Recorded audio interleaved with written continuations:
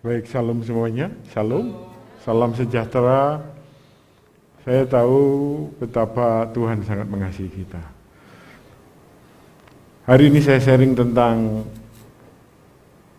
Allah adalah kasih di dalam 1 Yohanes 4 ayat 7. Yang kasih adalah kasih yang agape.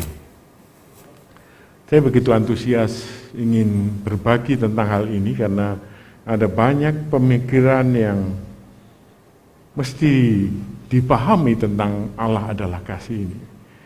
Karena itu saking antusiasnya saya sudah datang minggu lalu ya. Minggu lalu tanggal 28 saya sudah datang ke sini. Terus di depan dikasih tahu, "Pak, jadwalnya Bapak bukan minggu ini, minggu depan." Wah, listrik AC mati, liftnya mati, jadi saya turun lagi ke bawah dengan bersukacita ya. Jadi saya naik, liftnya mati, saya sudah menyanyi bersukacita, sampai sini ternyata bukan jadwalnya.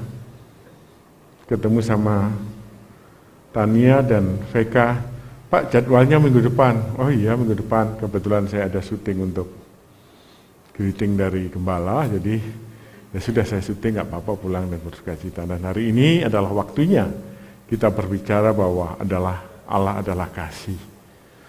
Saya tidak akan bercerita kasih Allah itu adalah ada agape, ada philia, ada eros, semua kasih-kasih yang ada di dunia ini sungguhnya dasarnya adalah kasih yang dari Allah. Tentu dengan penempatan dan juga fungsi yang berbeda-beda. Itu philia atau eros pun juga diizinkan Tuhan pada masanya, pada waktunya. Nah, yang dimaksud Allah adalah kasih adalah sesuatu yang semestinya kita rasakan bersama-sama sebagai remajanya Tuhan, sebagai anak-anak mudanya Tuhan. Kenapa kita mesti mengalami ini? Karena banyak sekali kita dituntut untuk mengasihi, untuk melakukan sesuatu yang sebenarnya kita tidak memiliki pengertian yang tepat. Allah adalah kasih. Nah, di dalam 1 Yohanes 4 ayat ke-7-22 ini, itu begitu jelas urut-urutannya, karena itu saya tidak mengembangkan dengan berbagai sudut pandang, tapi saya berpatokan pada 1 Yohanes 4 ayat 7-22 tentu bisa mereferensi ayat yang lain. Setiap kita ketika kita memahami bahwa Allah kasih dan kita tinggal di dalam kasih, di dalam pribadi Allah itu, maka kita akan mengalami banyak terobosan. Sehingga di dalam hidup ini, mumpung kita semua masih muda ya, kalau konsep ini benar, Tuhan adalah kasih. Tidak mungkin kita sebagai manusia berdosa itu bisa mengasihi Allah.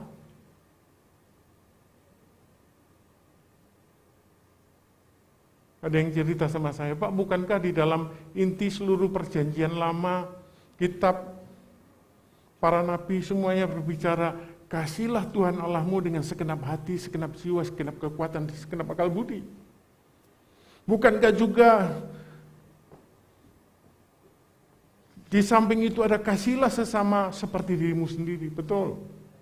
Tetapi kasih yang timbul dari sebuah dorongan, dari sebuah paksaan, itu adalah kasih yang menjadikan kita merasa hebat kalau melakukan. Itulah yang disebut dengan kasih karena dorongan, karena hukum, karena agamawi. Sehingga perintah-perintah Tuhan kita lakukan karena apa? Takut dihukum, takut kita tidak berkenan, takut kita semua mengalami hal-hal yang tidak seperti yang kita harapkan. Teman-teman yang dikasihi Tuhan, saya harus meluruskan bahwa Tuhan yang kasih itu tidak memaksa kita mengasihi Tuhan. Tetapi karena kita merasakan kasih, bahkan nanti kalau saya jelaskan di dalam 1 Yohanes 4 ayat 7 berikutnya mengatakan kasih itu dibuktikan dengan mengirim Yesus Kristus. Jadi saya ulangi bahwa kasih itu melalui kematian Yesus Kristus yang mencintai kita dan menebus kita, satu-satunya yang dari surga turun ke bumi. Maka kita akan menyadari saya mengasihi Tuhan karena saya merasakan kasih Tuhan lebih dulu. merasakan cinta Yesus, merasakan apa kawan-kawan teman-teman semua, merasakan ketakutan hilang karena di dalam kasih dan kita tinggal di dalam kasih itu. Sehingga kita boleh mengasihi, bangun pagi, kita bisa saat teduh bersama-sama. Kita bisa ke gereja, kita bisa dalam komsel, komunitas pertemuan-pertemuan rohani, bahkan kita setia menjaga kehidupan dan kekudusan kita karena kasih. Sehingga ketika kita pagi-pagi tidak sempat berdoa, kemudian karena buru-buru kita tidak sempat membaca firman, kemudian kita tidak merasa tertuduh. Wah, saya nggak bisa mengasihi Tuhan. Terus akhirnya apa? Pikirannya, pantes nilai saya jelek, pantes pekerjaan saya tidak diperpanjang, pantes. Kenapa? Melihat Tuhan itu sebagai sesuatu yang otoriter, yang menghukum kita kalau kita nggak ngikutin aturan-aturannya. Tapi Tuhan itu penuh kasih. Sehingga kalau kita tidak berdoa pagi, kita tidak membaca firman, kita tidak memberikan persembahan, bukan hukuman yang kita terima, tapi kerinduan. Aduh, saya rindu ya nggak ke gereja, bertemu dengan sahabat-sahabat, bertemu dengan Tuhan yang membebaskan dan yang memberikan kasih-Nya lebih dulu pada saya. Inilah prinsip kasih yang benar. Sehingga apa? Tuhan itu kasih-Nya luar biasa. Ketika kita berbuat dosa, salah, dikatakan firman Tuhan dengan jelas, aku melupakan kesalahan Tuhan, melupakan kesalahan kita. Gak diingat-ingat kesalahan tadi pagi. Kita menerima kembalian uang. Harusnya 10.000, terima 70.000. Karena bukan salah kita, kita terima aja. Terus kemudian, aduh saya salah, menyesal. Kemudian kita tertuduh terus sepanjang minggu. Tuhan sudah mengampuni, tidak mengingat-ingat. Jangan ulangi itu. Berhenti, kembalikan kalau bisa, semua beresi. Tetapi kita masih mengingat-ingat. Saya mau cuma bilang kiri kanan, Tuhan mengasihi kamu ya. Jangan ingat-ingat dosamu. Jangan dihakimi dirimu terlalu kejam. Hai, teman-teman semua, apakah dengar pernyataan saya? Kalau dengar, bolehkah beri tepuk tangan yang meriah? Ya. Ya, saya masih belum terlalu mendengar karena saya sudah berusia. Jadi tepuk tangannya kurang kencang. Bolehkah sama-sama? Yes! Kita semangat ya. Terima kasih ya. Mari kita lihat di dalam 1 Yohanes 4 ayat 7 sampai 22. Bolehkah ditampilkan ayatnya ya? Nggak usah PowerPoint dulu, nanti ayatnya. Jadi 1 Yohanes pasal yang keempat, ayat 7 sampai yang ke-12. Jadi kita baca bersama-sama, bisa ditampilkan di depan, cuman kalau tidak bisa ada di HP masing-masing ya, nggak apa-apa. Kita akan lihat di dalam 1 Yohanes 4 ayat 7 ya, saya akan bacakan untuk sahabat-sahabat, teman-teman semua yang dicintai Tuhan. Saudara-saudaraku yang kekasih, marilah kita bergantian aja ya, supaya kita semua asik ya. 1 Yohanes 4 ayat 7, saya ganjil, teman-teman genap. Saudara-saudaraku yang kekasih, marilah kita saling mengasihi, sebab kasih itu berasal dari Allah. Dan setiap orang yang mengasihi lahir dari Allah dan mengenal Allah.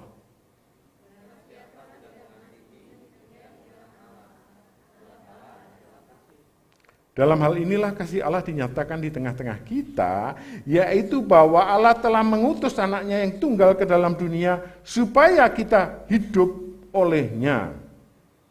Inilah kasih itu, ras, bukan kita yang telah mengasihi Allah, tetapi Allah.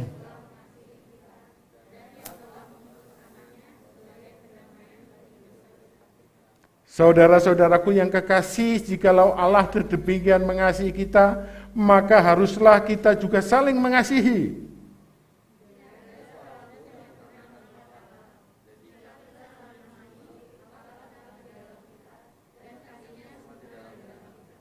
Demikianlah kita ketahui bahwa kita tetap berada di dalam Allah dan Dia di dalam kita. Ia telah mengaruniakan kita mendapat bagian dalam Roh-Nya.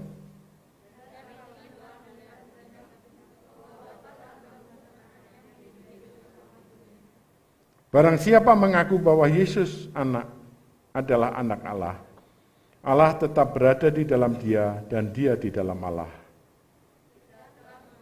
Sama-sama ya, yang keras. Ulangi 16.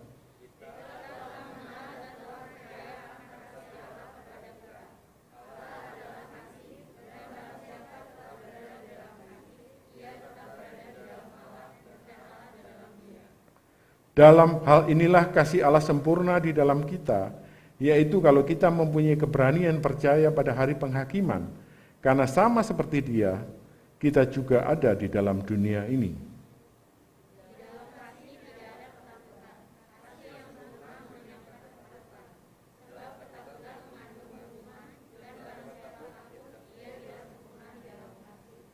Kita mengasihi karena Allah lebih dahulu mengasihi kita.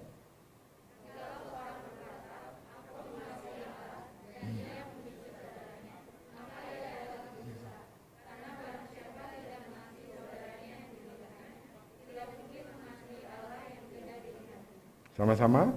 Dan perintah ini kita terima dari Dia. Barang siapa mengasihi Allah, ia juga harus mengasihi saudaranya. Amin ya. Kembali ke slide. Nah, inilah perintah yang luar biasa yang ditulis di kitab 1 Yohanes 4 ayat 7. Orang yang mengasihi Allah lahir dari Allah. Ini apa maksudnya ya? Orang yang mengasihi Allah, kita semua lahir dari rahim ibu kita. Tidak ada seorang pun yang lahir dari Allah. Maksudnya dari dititipkan lewat pohon pisang, apa lewat digital gitu ya, atau lewat apa? Enggak, kita punya orang tua. Pertemuan antara sperma dan sel telur menghasilkan kita. Kita semua benih manusia. Tetapi 1 Yohanes 4 ayat 7, orang yang mengasihi Allah lahir dari Allah. Sahabat-sahabat, teman-teman semua perhatikan baik-baik. Apa yang Yesus tawarkan beda dengan dunia ini. Kalau kita baca dengan teliti Yohanes 3, percakapan Yesus dengan Nikodemus, maka Yesus menawarkan konsep kelahiran baru, benih baru. Benih lama itu tidak akan membawa kita ke dalam kebenaran, kan itu benih dosa. Kan itu seseorang harus dilahirkan kembali. Yesus berkata kepada Nikodemus dalam Yohanes 3, 2 kali dia berkata yang membuat Nikodemus shock. Jika engkau tidak dilahirkan kembali, engkau tidak melihat kerajaan Allah. Jika engkau tidak lahir dari air dan roh, engkau tidak bisa masuk dalam kerajaan Allah. Kan itu kasih. Berbicara tidak hanya semudah, oh kita mengasihi, enggak. Kita mesti lahir dulu dari Allah. Sadar kekuatan kita tidak mungkin bisa mencintai Tuhan, apalagi mengasihi saudara-saudara seiman kita. Atau orang percaya, tidak pernah terjadi. Kita tidak bisa sok-sokan, jagoan. Sahabat-sahabat, teman-teman semua perhatikan baik-baik. Kalau kita manusia lama yang hidup dalam derita bukan benih ilahi, maka manusia lama kita ini adalah manusia yang menghasilkan dosa. Makin lama makin sombong. Karena itu keselamatan di dalam Yesus Kristus. Berbicara semua keselamatan kita dihasilkan oleh iman dan percaya. Karena kelahiran baru ini. Bukan oleh usaha kita. Jangan ada seorang pun bermegah. Katakan amin. Jadi, besok pagi kita saat teduh. Bukan karena dipaksa sama PKS, pengawas area atau program gereja. Bukan. Tetapi karena ada kecintaan, kerinduan. Karena saya lahir dari Allah. Benih saya benih yang baru. Saya rindu bersekutu dengan Tuhan lebih baik 1 hari di pelataranmu daripada 1000 hari di tempat yang lain. Merenungkan firman sebuah kegembiraan. Kenapa kita mendapatkan aliran-aliran kehidupan. Jadi engkau harus mengalami kasih karena engkau lahir dari Allah.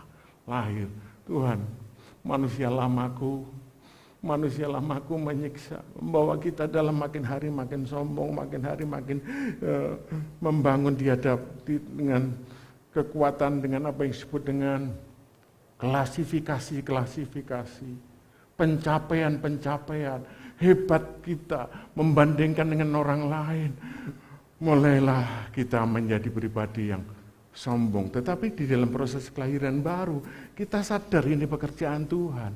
Saya bisa mengasihi karena rasa cinta, karena Tuhan lebih dulu mencintai kita. Aku menerima Yesus, dan makin lama ketika dia makin mencintai Tuhan, berbuat banyak, maka dia makin rendah hati. Apa yang Rasul Paulus lakukan? Dia merasa dirinya orang paling berdosa. Tidak ada kesombongan, sekalipun dia mengajar banyak orang, memuridkan, menulis firman Tuhan, Alkitab 2/3, tapi makin hari, makin rendah hati. Pencapaian-pencapaian yang dicapai oleh Paulus dikatakan, semua sampah bagiku, ini tidak berarti lagi. Ketika aku melihat Kristus, pengenalan akan Kristus, melebihi apapun, itulah yang dikejar sepanjang pencapaian hidupnya. Bukan lagi menurut ukuran-ukuran manusia, pendidikan, semua. Di dalam dunia hal itu perlu. Tetapi bukan itu yang membuat kita berharga. Kalau kita memuji Tuhan, saya suka bilang gini, suara fals gak ada masalah memuji Tuhan. Tuhan melihat hati, betul nggak? Bilang kiri kanan, saya tahu yang dimaksud. Saya tahu yang suaranya fals siapa.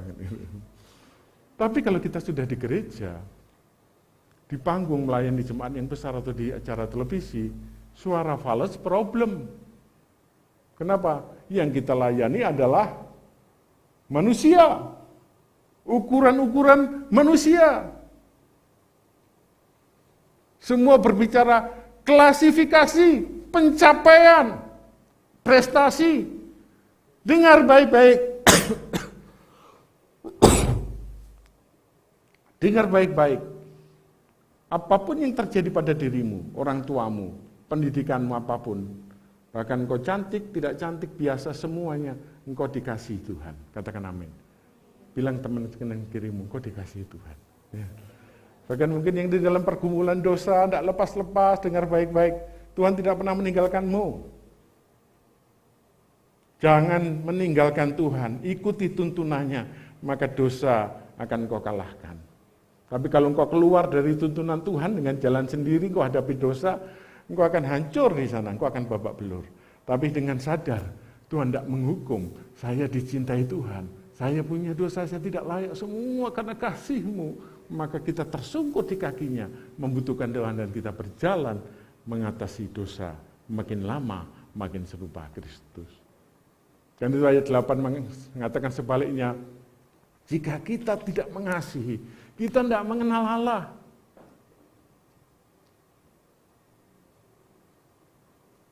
Itu klaim yang salah kalau saya mengenal Allah. Pikirmu. Kenapa? Buktinya kita tidak bisa mengasihi. Ada nggak yang punya teman yang sangat jahat? Ada nggak punya musuh? Ada nggak siapa yang paling jahat? Oh, itu di negara ini yang paling jahat. Nggak usah sebut nama. Sampai kita nggak bisa lagi mengasihi. Oh, dulu dia pelayan Tuhan. Sekarang pindah imannya menjelek-jelekan. Aku benci dia. Oh, dia menyiksa orang percaya. Aku tidak suka dia. Tapi dengar baik-baik. Engkau sedang tidak belajar mengerti bahwa orang yang mengasihi lahir dari Allah. Yang tidak mengasihi tidak mengenal Allah. Maka kalau kita sadar hal ini, kita tidak membenci dia tapi mendoakan dia. Saya ulangi, mendoakan dia. Coba bayangkan kalau kita ada orang jahat, tidak kita benci, tapi kita doakan. Ada teman yang jahat, nggak kita tinggalkan, tapi kita dekati. Saya suka tanya gini kepada teman-teman. Adakah Tuhan benci orang itu? Enggak. Lah kalau Tuhan yang sumber kasih aja nggak benci, dengan otoritas apa engkau membenci dia? Dengan kekuatan dari mana? Ikut pengajaran siapa itu? Karena itu, kita perlu memutuskan jika Allah di dalam diri kita, tidak ada kebencian dalam diri kita. Yesus disalibkan bersama penjahat, orang-orang jahat. Hari itu pengampunan mengalir kepada orang yang berkata, Tuhan, aku pantas dihukum, tapi engkau tidak, ingatlah aku. Tuhan langsung berkata, pada hari ini engkau ada di Firdaus. Orang ini jahat, super jahat. Kita protes, Tuhan dia nggak pernah melayani kayak Petrus. Dia nggak pernah gini-gini, tapi duluan masuk dalam kemuliaannya. Kenapa? Itulah kasih. Bilang kiri kanan, itulah kasih. Kemudian apa yang berikutnya? Ayat yang ke-9. Kasih Allah dinyatakan dengan mengutus Yesus. Ini harus saya tegaskan ya. Tidak ada satupun yang berasal dari surga kecuali Yesus yang turun ke bumi. Karena itu Kristen bukan agama. Kristen adalah keselamatan di dalam Yesus Kristus yang menebus kita. Ya mumpung masih anak-anak remaja, jadi jangan salah bahwa kita mencari Tuhan terus menemukan Tuhan. Bukan. Tapi Tuhanlah yang datang dari surga menemukan kita. Katakan amin. Apakah kita yang pergi ke surga? Ya, bukan. Tuhan senang dicari, senang. Karena itu di seluruh dunia ada permainan yang disebut dengan seek and hide. Tutup, hitung. Yoga tutup ya. Hitung 1, 2, 3, 4, lari sembunyi. Wah kita cari, kalau ketemu senang, kalau nggak ketemu juga senang. Yang nyari senang, oh pokoknya bahagia. Tuhan juga, kita mencari Tuhan. Tetapi sesungguhnya firman Tuhan berkata, satu-satunya yang dari surga turun ke bumi, menebus kita adalah Yesus Kristus. Bilang kiri kanan, makanya Yesus Kristus itu cukup bagi kita. Jangan Yesus Kristus plus apa perbuatan, plus lebih baik, bukan. Yesus Kristus dulu yang kita terima. Kemudian dari kita menerima Yesus dan kasih yang penuh itu, kita mengasihi Tuhan dengan perbuatan kita. Bukan dibangun atas pencapaian. Kamu sih kurang doa, nilainya jelek. Kamu nggak pelayanan, ya pelayanan dong. Kalau pelayanan nanti dituntun Tuhan. Sekalipun itu ada makna yang dimaknai dengan baik, tetapi saya katakan itu bukan prinsip yang benar. Prinsip yang benar adalah ketika kita sadar dicintai dan sudah ditebus, kita cukup dengan Yesus kasihnya itu. Kita tidak lagi hidup dalam mencari kasih. Kenapa remaja putri gampang sekali jatuh cinta, ya? Jatuh dalam pelukan laki-laki satu dan laki-laki yang lain. Karena apa? Dia tidak cukup kasih itu.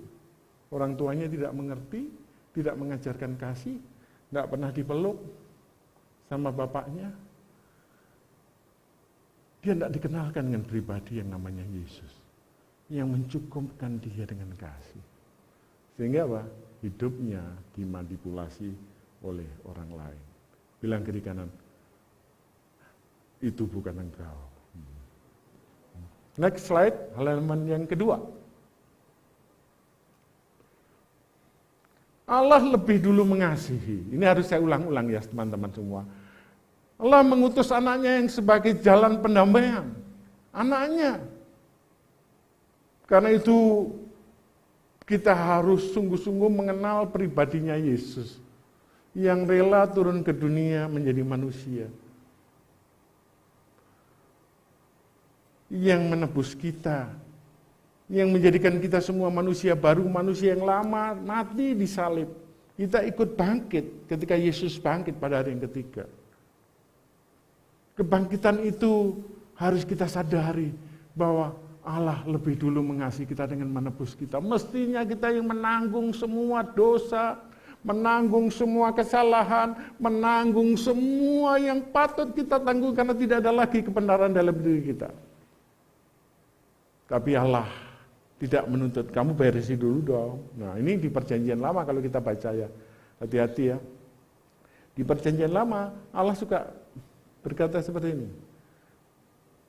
Mata Allah menjelajah ke seluruh bumi, ya, 2 Tawarikh 9, 16. Untuk mencari 16a, mencari orang-orang yang penuh komitmen. Ayub orang yang benar. Nuh orang yang benar semua.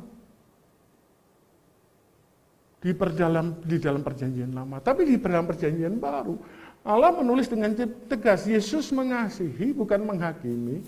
Yesus mencari orang yang sakit. Aku datang untuk memberi hidup. Yang lemah dia tolong. Domba yang hilang dia temukan. Yang sakit yang membutuhkan tabib. Karena itu bukan lagi dengan kekuatan Taurat di dalam perjanjian lama, tetapi di dalam Kristus Yesus yang lahir dan menebus kita. Itulah iman kita dibangun. Yuk, bilang kiri kanan, kamu dicintai Tuhan Yesus loh ya. Mungkin mamamu, papamu lupa, tanggal ulang tahun, lupa. Tapi Tuhan Yesus dengan kasih-Nya dan pertolongan Roh Kudus tidak pernah lupa pada setiap engkau. Engkau dicintai. Yoga, engkau sangat dicintai Tuhan. Tania, God love you so much. Veka mana Veka? Ya, Tuhan memberkatimu ya Veka. Yang di belakang sahabat-sahabat teman-teman semuanya, yang saya kenal ataupun yang belum ya, dengar, engkau dicintai Tuhan. Bahkan kawan-kawan, teman-teman remaja yang mendengar, secara tidak langsung dengar baik-baik. Tuhan yang penuh kasih sedang melawat hidupmu, sedang beracara dengan engkau. Dia akan melakukan yang terbaik untuk engkau. Jangan engkau ragu, jangan engkau bimbang. Ya. Kemudian berikutnya, kita diminta harus saling mengasihi. Allah tetap di dalam kita, kalau kita saling mengasihi. Kita mendapat bagian dalam rohnya, ayat 13. 14, melihat dan jadi saksi Yesus anak Allah.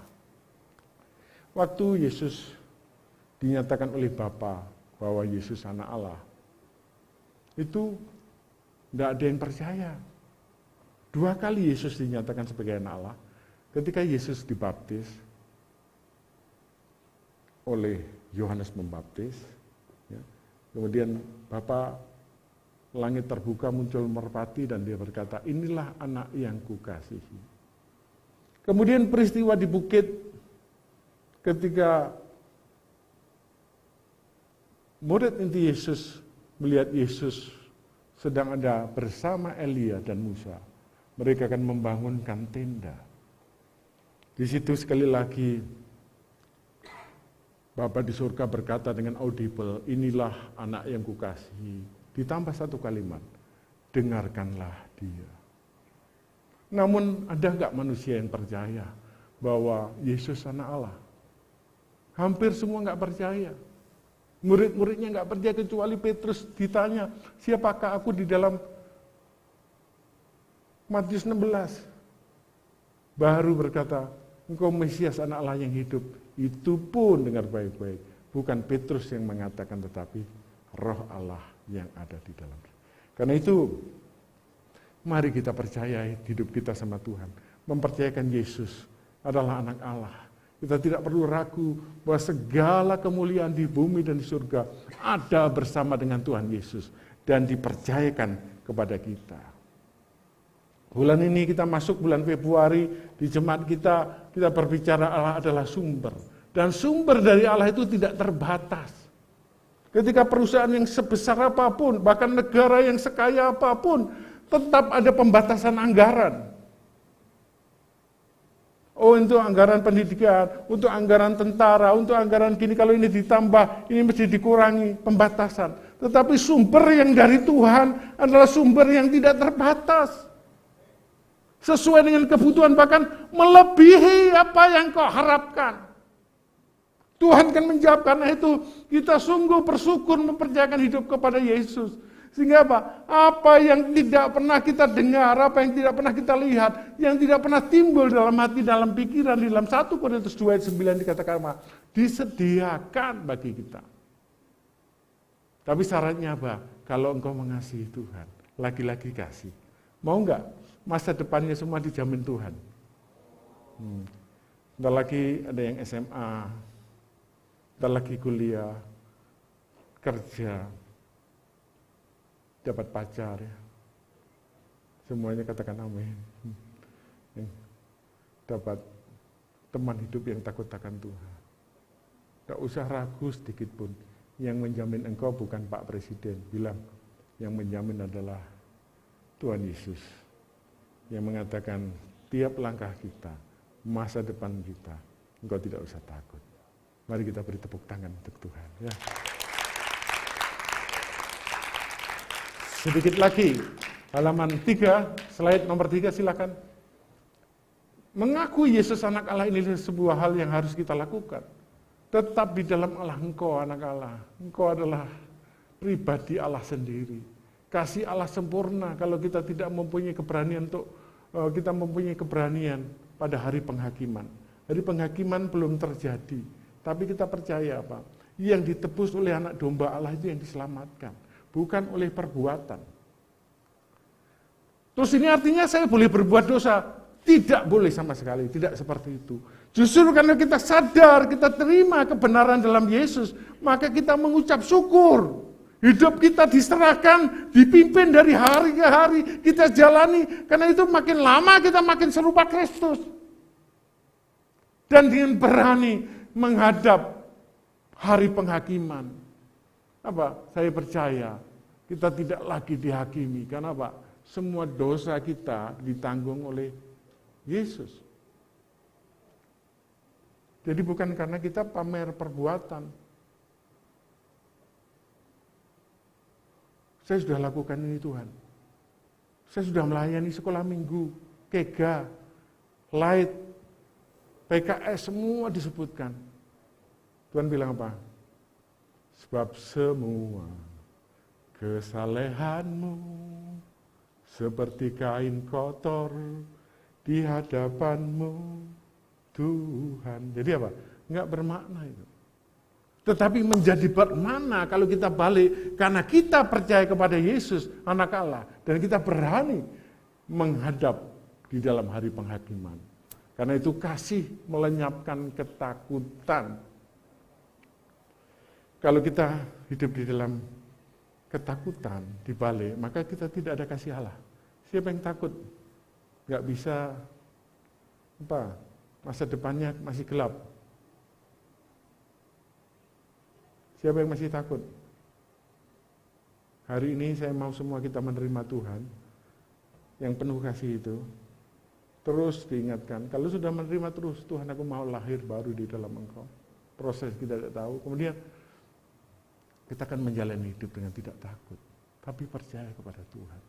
Banyak sekali teman-teman saya kemarin hari Kamis ketemu ya, ada seorang anak di sekolah, dipanggil gurunya, kemudian dia akan dihukum karena kesalahan-kesalahan yang dia buat.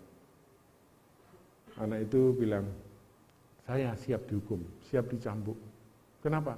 Tiap hari saya disalahkan orang tua. Tiap hari saya dimaki-maki dan dihukum. Sekarang hukum saja, nggak peduli. Ya. Baik, gurunya datang ke depan, gurunya pakai apa itu? Ikat pinggang, dipukul lah. Anak itu tutup matanya. Dia dengar suara keras, tapi kok nggak sakit. Nggak sakit ketika matanya dibuka, gurunya itu memukul dirinya sendiri. Kamu tidak salah anak saya sebagai guru dipukul. Sakit, akhirnya anak itu bilang, stop Pak, stop itu. Akhirnya anak itu melihat, oh Tuhan itu melakukan seperti itu. Dia mulai menangis dan dia mulai berubah. Mulai berubah. Dan ketika itu diunggah di TikTok misalnya, banyak orang mengalami kelepasan dan pertolongan. Salah satu yang membuat dia frustasi adalah penghakiman. Dengar baik-baik teman-teman semua. Kita bisa salah, kita bisa jatuh dalam dosa. Jangan terus menghakimi dirimu, menghakimi orang tua, menghakimi orang lain. Ini dosa yang sejak awal yang Tuhan paling tidak senang. Memang ketika manusia jatuh dalam dosa, Adam dicari Tuhan, Tuhan sebenarnya gak marah. Dia tahu semua harus menanggung dan dia akan tolong itu. Tapi Tuhan Adam mulai berkata, wanita yang kau kirim itu. Mulai menghakimi yang lain. Wanita juga mulai menghakimi ular ini. Kita berhenti menghakimi ya. Katakan amin. Engkau dicintai Tuhan Yesus. Kedua orang tuamu juga dicintai Tuhan Yesus. Teman-temanmu dicintai Tuhan Yesus. Amin. Bilang kiri kanan, kamu juga dicintai Tuhan Yesus. Ya. Kita sama-sama dicintai. Kasihnya cukup kok. Ya. Tidak seperti kasih dunia ini cukup ya. Kemudian tidak mengabdi, tidak mengasihi saudaranya adalah pendusta. Berhenti kita menjadi pendusta-pendusta kehidupan ini. Slide yang terakhir sebelum pemusik boleh ke depan ya. Saya mengajak kita semua, sahabat-sahabat, teman-teman semua, sudahkah kita mengalami kasih yang sempurna itu? 100% kasih Allah itulah kehidupan kita. Engkau diterima apa adanya, teman-teman semua. Engkau dicintai, apapun keadaanmu, as you are. Tanpa syarat, dia tangannya terbuka.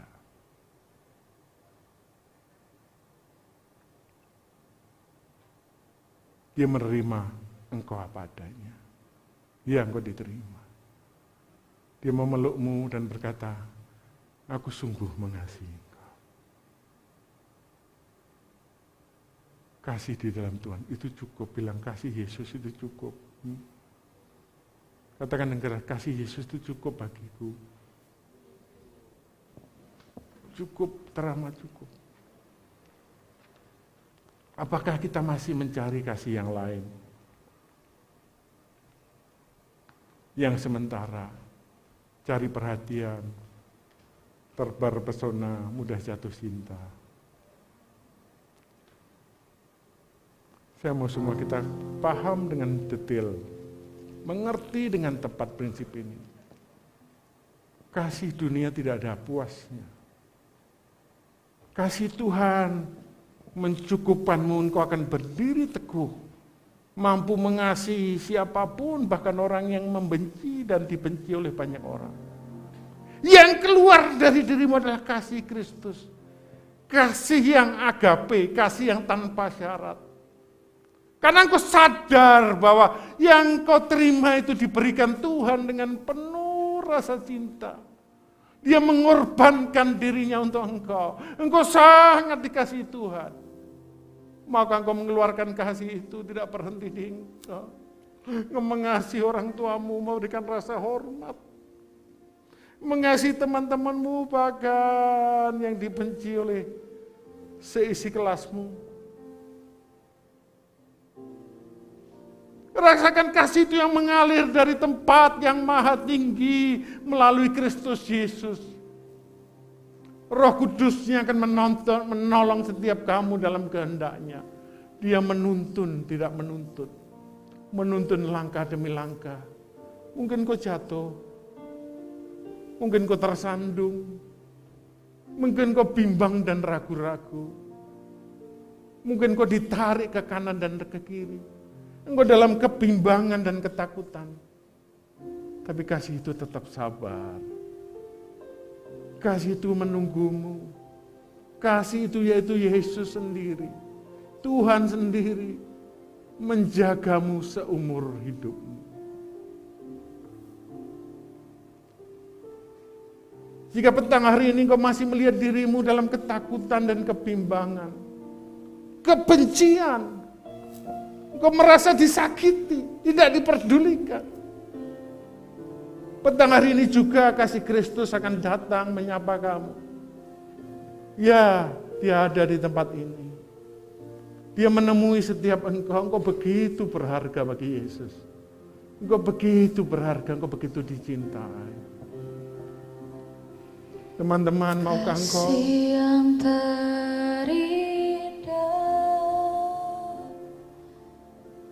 hati yang mulia,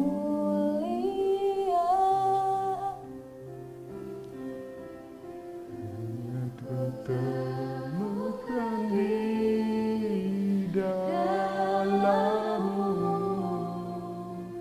Yesusku. Pujian dari hatiku selalu di setiap waktuku, tiada